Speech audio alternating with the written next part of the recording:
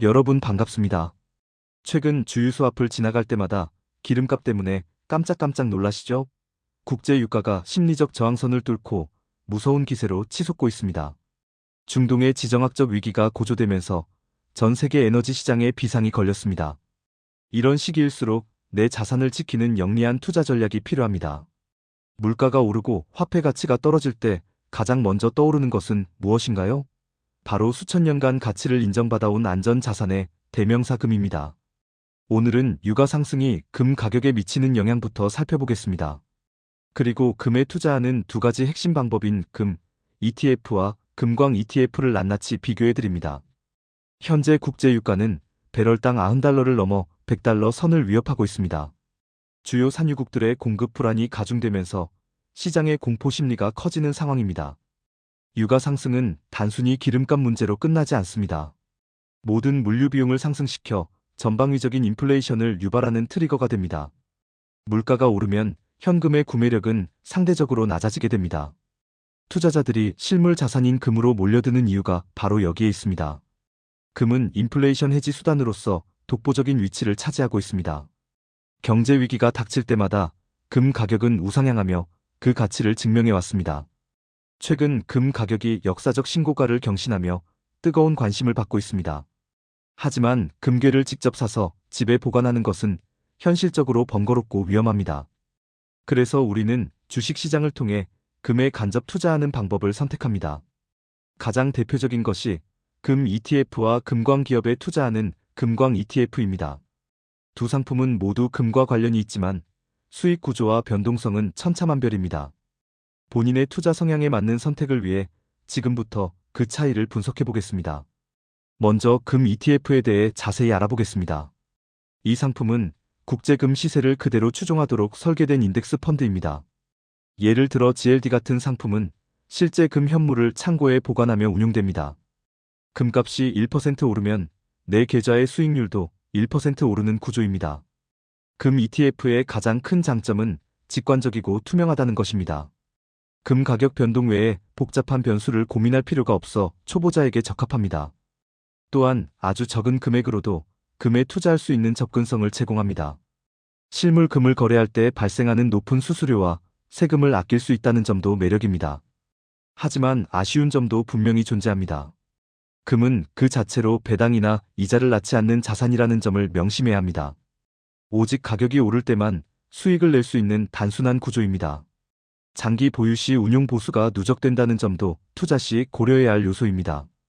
이제는 조금 더 공격적인 성격의 금광 ETF를 살펴보겠습니다. 이 상품은 금을 직접 보유하는 대신 금을 채굴하는 기업의 주식에 투자합니다. 대표적인 티커로는 GDX가 있으며 전 세계 주요 금광 회사들이 포함되어 있습니다. 기업의 주가에 투자하는 것이기에 금 ETF와는 움직임이 다릅니다. 금광 ETF의 핵심 키워드는 바로 운영 레버리지 효과입니다. 금값이 오르면 채굴 기업의 순이익은 매출보다 훨씬 가파르게 증가합니다. 금을 캐는 데 드는 고정 비용은 정해져 있는데 판매 가격이 오르기 때문입니다.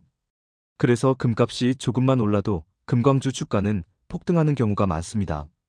하지만 여기서 중요한 포인트가 있습니다. 유가 상승이 금광 기업에게 항상 좋은 것만은 아닙니다. 금을 캐기 위해서는 거대한 굴착기와 운송 트럭을 돌려야 합니다. 이 장비들은 엄청난 양의 디젤 연료를 소비합니다. 국제 유가가 폭등하면 금광 기업의 생산 비용이 급격하게 올라갑니다. 금값이 올라도 기름값으로 다 나가버리면 실제 이익은 줄어들 수 있습니다. 이를 우리는 마진 압박이라고 부릅니다. 유가가 너무 높으면 금광 ETF의 수익률이 금 시세보다 못할 수도 있는 이유입니다. 전문가들은 금광 기업의 전체 비용 중 에너지가 차지하는 비중을 약 20%로 봅니다. 유가 100달러 시대에는 이 비중이 더 커질 수밖에 없습니다. 따라서 유가와 금값이 동시에 오를 때는 기업의 비용 통제 능력을 반드시 확인해야 합니다. 효율적인 에너지 시스템을 갖춘 기업일수록 유리합니다. 그럼에도 불구하고 금광 ETF는 여전히 매력적입니다. 비용 상승분보다 금 가격 상승폭이 훨씬 크다면 여전히 막대한 이익을 낼 수 있기 때문입니다. 또한 금광 기업들은 벌어들인 이익을 주주들에게 배당으로 환원합니다. 시세 차익과 더불어 정기적인 배당 수익을 챙길 수 있다는 것이 큰 장점입니다. 두 상품의 변동성을 비교해보면 그 차이가 명확해집니다. 금 ETF가 잔잔한 호수라면 금광 ETF는 파도가 치는 바다와 같습니다. 금 가격이 하락세로 돌아서면 금광 ETF의 하락폭은 훨씬 더 깊어질 수 있습니다. 높은 변동성을 견딜 수 있는 투자자에게만 적합한 상품입니다. 한국 투자자라면 환율이라는 변수도 반드시 체크해야 합니다. 국제 금 시세는 달러로 책정되기 때문에 환율의 영향을 직접적으로 받습니다. 환율이 오를 때 투자하는 환 노출 상품과 환율 변동을 제거한 환해지 상품 중 선택이 필요합니다. 자신의 환율 전망에 따라 적절한 상품을 골라야 합니다. 그렇다면 지금 시점에서 어떤 투자 전략이 현명할까요? 안정성을 최우선으로 한다면 포트폴리오의 중심에 금 ETF를 두시기 바랍니다. 고유가로 인해 기업 수익성이 걱정될 때 금 ETF는 가장 안전한 피난처가 됩니다. 보수적인 투자자에게 가장 권장되는 방식입니다. 만약 인플레이션이 정점을 찍고 유가가 안정될 것이라고 보시나요? 그렇다면 수익률 극대화를 위해 금광 ETF 비중을 늘리는 전략이 유효합니다. 에너지 비용 부담이 줄어드는 시기에 금값까지 받쳐준다면 금광주는 엄청난 퍼포먼스를 보여줄 것입니다. 시장의 흐름을 읽는 안목이 중요합니다. 오늘 내용을 요약해 보겠습니다.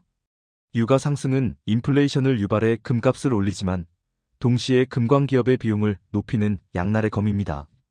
안정적인 수익을 원한다면 금 ETF에 투자하시고 높은 수익과 배당을 원한다면 금광 ETF를 주목해 보시기 바랍니다.